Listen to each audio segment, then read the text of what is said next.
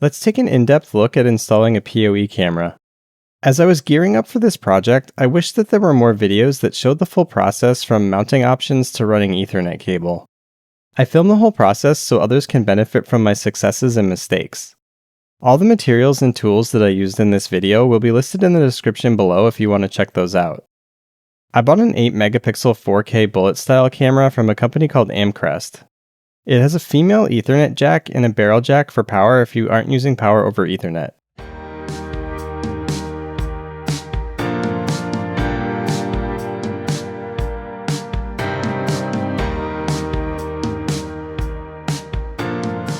I picked up a junction box for the camera that gives you a bit more flexibility in terms of how you mount the camera and concealing the wires.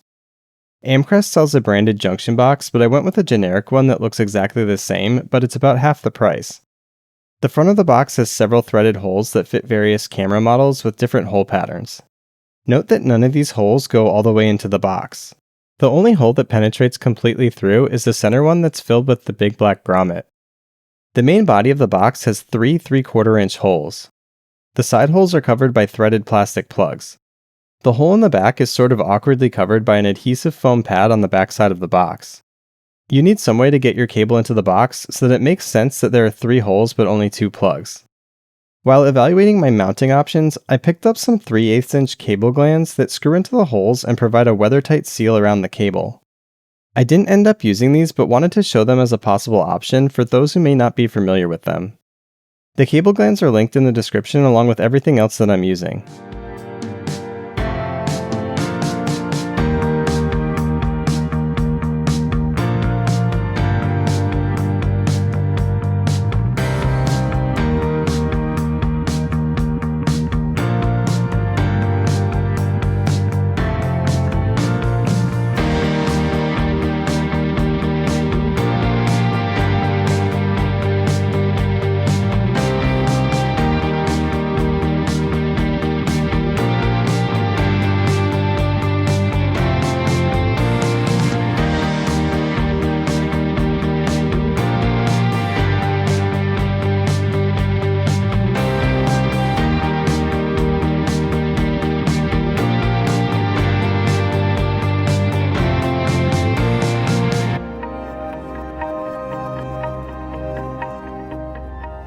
My mounting location is on top of some vinyl siding, so I picked up this siding mount kit that's typically used for outdoor lights.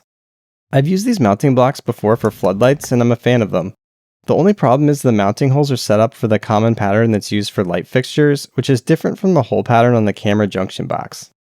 I decided to mod the box by drilling an extra hole in the back and through the mounting block.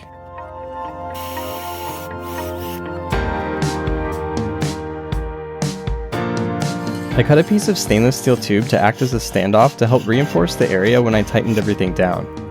If I was doing this again, I might try a generic mounting block that you can sink screws into anywhere.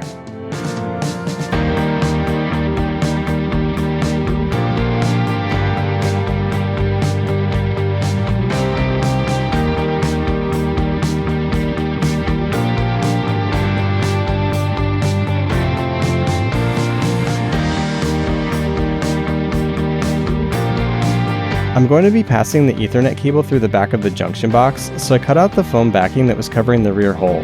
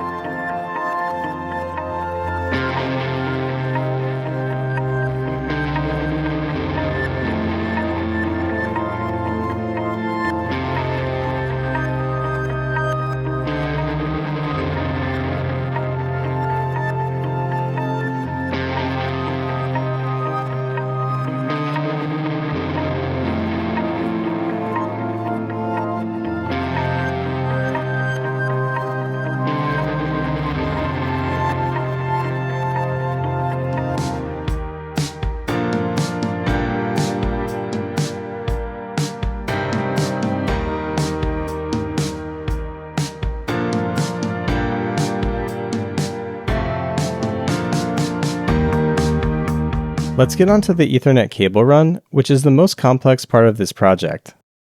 I need to run the cable from the utility room on one side of my house, across the basement ceiling, and up to the first floor by my front door. I'm lucky that I have a drop ceiling for half of my basement. Before I started filming, I used some fiberglass fish rods to figure out my cable run across the finished ceiling on the other half of my basement. Since I'm running parallel with the joists, I didn't have to drill any holes to get across the room. I cut a hole in the ceiling of a closet where I was able to grab the fish rod. I used an inspection camera with a makeshift hook taped to the end of it to help me locate and grab the fish rod. I find all kinds of uses for this camera. If I was buying a new one, I would look for one that has a separate camera on the side in addition to the one at the tip. The next step is to get the cable from the basement to the first floor and keeping it all inside the wall. Right above where I am is another closet that's right next to the front door. If you notice the blue tape all over the walls, that's from me measuring everything a million times because I really didn't want to mess this up. Before I drill through the floors, I want to locate exactly where I will poke through the wall to the outside of the house. I drilled a very small pilot hole that's the same depth as the drywall, and then I stuck a piece of wire through it to feel around to make sure I wasn't going to hit any existing electrical. After I was confident that the area was clear, I used my oscillating tool to cut a 1-gang box size hole.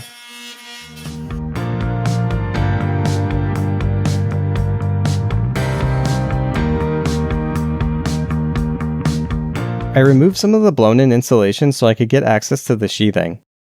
I lucked out that I was able to get access to the area to the left inside the hole. From my measuring, I knew that was roughly where I wanted to poke my Ethernet cable through if there were no obstructions. To more precisely locate things, I took some neodymium magnets and taped them to the outside of the house, and then I stuck some inside the wall in the sheathing where I could feel them attracting to each other. It took a bit of playing around with them to find the right spot. These magnets are so strong you can carefully wiggle them to where you want on one side and it will move the one on the other side. Now I know exactly where I want to drill through the outside of the house, but I'm not going to do that until my cable has been run between floors and is ready to go. To drill between the floors, I'm cutting another 1-gang box size hole about a foot above the floor. I used a flexible drill bit made by Klein to drill through the sill plate in the wall and into the basement ceiling. I also used my inspection camera to try and get some eyes on the position of the drill bit because I really didn't want to mess up and end up drilling at some crazy angle and pop out somewhere unexpected. You have to bend the drill bit to get it to drill straight down when you're doing offset drilling through a hole like this. You also need to be careful not to bend too much, which would accidentally angle the bit towards you. The drill bit has a screw-like tip that helps you pull through the material that you are drilling through. It also has a small hole at the tip and at the opposite end of the drill shaft for attaching your wire or a pull string after cutting a hole. This is my first time using a drill bit like this. What I lack in skill, I made up for by taking my time and going slow.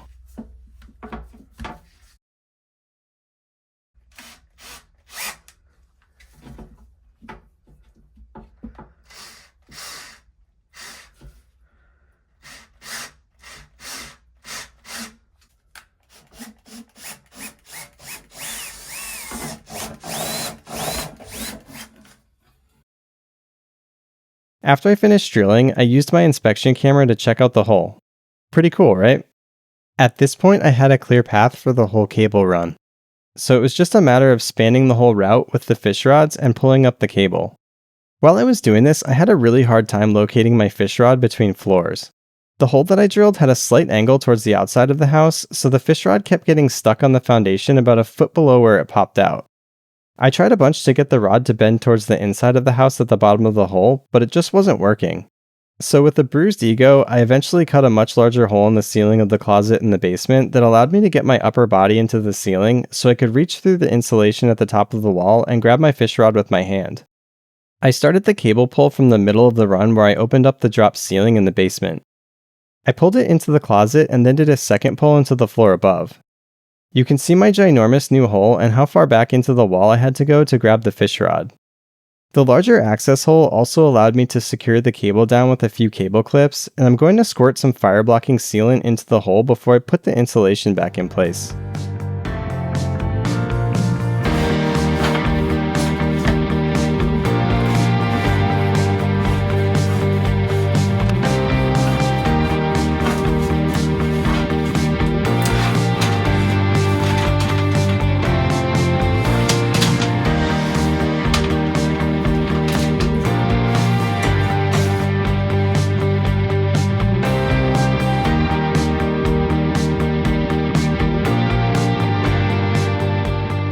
I'm finally ready to drill through the outside of the house and mount my junction box. I'm drilling a small pilot hole so I can be extra sure that I'm drilling in the right spot. Then I'll follow through with a hole that's slightly bigger than my Ethernet cable. Anytime I'm drilling through vinyl siding, I always start off by running the drill in reverse to start the hole. This prevents the bit from catching on the vinyl and tearing it up. A quick look from the inside confirms that my cool magnet trick was spot on.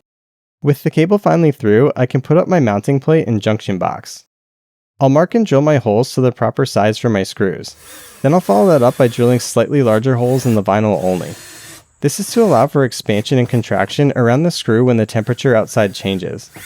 Now I'll use some clear silicone on the holes before putting up the mounting plate to hopefully keep water and bugs out. My modified junction box makes this all a bit tricky because one side is permanently attached to the mounting plate. Luckily, there's enough room to feed the cable through and swing the box down into place so I can lock it in with a screw. Nice, that's looking pretty good.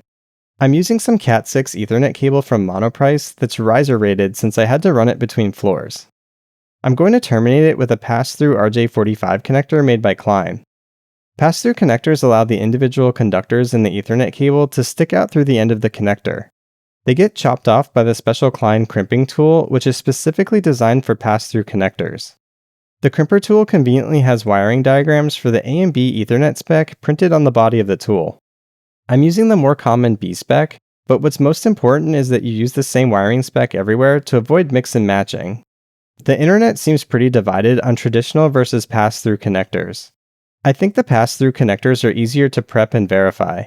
I went with Klein branded connectors and crimpers because they always seem to make the best stuff. Just a reminder that links are in the video description if you want to check out the same gear that I have. My PoE camera came with a weather-tight cover for the Ethernet cable that I was hoping to use, but it ended up not fitting inside the junction box. Not a big deal since it would have been redundant anyway. I'm going to use some duct seal to close up the hole in the back of the box that the cable comes through. It would have been nice if the box came with a split gasket for that instead. I thought it would also be a good idea to put a little dab of silicone in the mounting holes that I didn't end up using. Okay, I think we're finally ready to throw the camera on there. It's cool that the junction box comes with a metal retainer cable that attaches to the cover. This makes it easy to stage the camera and get the Ethernet cables situated. I don't really like that the camera has a separate cable for power.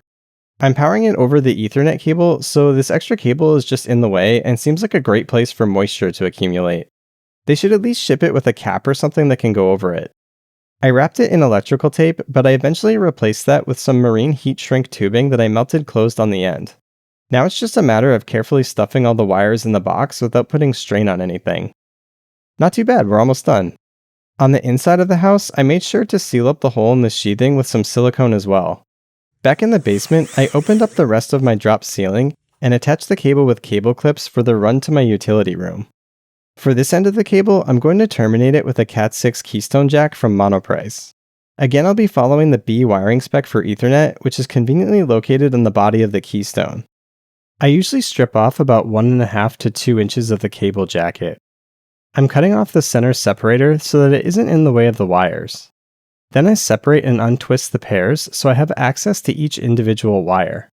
Ideally, you want to keep the wires twisted up to the point where it meets the contacts on the connector. In practice, I don't know how much this really matters. I'm optimizing for making it easy to arrange everything. Following the wire diagram on the sides, I'm placing the individual wires on top of the contacts and gently pressing them into place. Now we're ready to punch down the wires with the punch down tool. You want to hold the tool vertically and place it over the wire that's sitting on top of the connector slot. Make sure that the blade on the punch down tool tip is facing outward towards the wires that are hanging out of the keystone. Then press down to compress the spring-loaded internal mechanism in the tool. When you pass the trigger point, it will slam down onto the wire, forcing it into the connector slot. I like to run the punch-down tool a few times in each slot until I see that the wire is fully seated at the bottom. At this point, the excess wire is cut off by the blade on the tip, or if it's hanging on by a thread, I'll just pull it off manually. Repeat this for all of the wires until they are all punched down. This Monoprice keystone comes with a strain relief at the back where you can attach a zip tie. This mechanically connects the jacket on the cable to the keystone, so any movement will be managed at that point rather than on the wire connections. Now that the keystone is terminated, I'll throw on the dust covers and I can snap this thing into my server rack and screw my patch panel back down. Here's a look at the completed camera line that terminates at slot 14. I have a short cable that goes to an Ethernet surge protector that I'm trying out, and then that goes to my PoE switch. Not bad, huh? I kind of bought these Ethernet surge protectors on a whim. I think they are potentially useful in the situation where a nearby lightning strike causes an EMF surge on the Ethernet cable. These surge protectors are rated for gigabit networks and allow PoE power to pass through. For these to function as intended, you need to connect the ground wire to your grounding system. The ground wire is about 11 inches long and is 16 gauge. The product page says that it uses gas discharge tubes to dissipate voltage transients. You never know what you're going to get these days, so I decided to take a peek inside to see what the guts of this thing looks like. Okay, so it uses 4 surface mount gas discharge tubes, basically one for each wire pair. I haven't really familiarized myself with how a device like this should work, but I'm happy that it isn't just vanilla traces between the Ethernet connectors. I don't want to take the PCB out since it's glued into this half of the case. Alright, well, while I have this apart, let's double check if the shielding on the connectors is electrically connected, as well as being connected to the ground wire. Alright, that all looks good. Okay, so the only problem that I have with these surge protectors is the connector on the ground wire is too small for this awesome grounding block that I bought. I picked up some high quality ring terminals that will fit 16 gauge wire, and the hole will fit the roughly 1/4 inch studs on the grounding block. Let's cut off the old connector on the surge protector now. Then we can strip off some of the insulation, just enough so that it pokes out a little above the crimp on the connector. Now we can crimp the connector on with a ratcheting crimp tool. Nice, that's looking great. We can verify real quick that this now fits on the bus bar with 1/4 inch posts. Now I'm going to mount the surge protector on the side of my server rack with a zip tie. The surge protector has these little mounting tabs on the bottom that give the impression that they could be used for grounding. But I wouldn't recommend doing this, seeing that only the grounding wire is well connected to the circuit board. Now I will mount my grounding block in reach of the surge protector. This thing is kind of overkill for me, but it's so awesome looking I just had to have it. It also leaves a lot of room for expansion if I want to do something like put a surge protector on my existing Ethernet runs. My house doesn't have a nice inter-system bonding terminal like newer builds do, so I'm connecting my ground bar to the electrical panel using a meter box style clamp. Just a reminder that I'm not an expert, so please do your research if you're planning to do something similar. At this point the cable run is complete, but I still have some more work to do to seal up the walls. I went out and picked up a small bag of pink insulation to supplement the blown-in insulation that I put back in. The blown-in stuff gets compressed a bit when messing with it, so I figured adding some extra insulation would even things out. I thought about patching the drywall, but decided it would be better to keep the access holes around in case I need them. I bought a sheet of 1/4 inch ABS plastic that was a perfect fit for the hole in my basement. I know you can buy purpose-made access panels, but it would have meant cutting the drywall more, and this just seemed like an easy thing to try. I drilled a hole in each corner and hit each one with a countersink bit so the screws fit flush with the plastic. Then I just screwed it over the hole in the closet ceiling. I think it looks alright. No one's gonna see this in the closet down here anyway. For the 1 gang box size holes in the closet on the main floor, I decided to put low voltage boxes in them and slap on blank covers. Before doing that, I put the insulation back in and used some tape called tuck tape to seal up the vapor barrier that I cut through when making these holes. For those who don't know what a vapor barrier is, it's just a layer of poly sheeting that's put on top of insulation in the wall before the drywall goes up. This tape is specifically made for this purpose. It can be a little tricky to get in there, but I find what works best is to cut an oversized piece, press the middle in, and carefully push the overlapping parts into the wall starting from the center. The low voltage boxes just clamp into place and give the covers something to screw into. Well, that's it for this video. If you made it all the way to the end, I'm impressed. If you like my style, please give the video a like and consider subscribing. Alright, I'll catch you in the next one.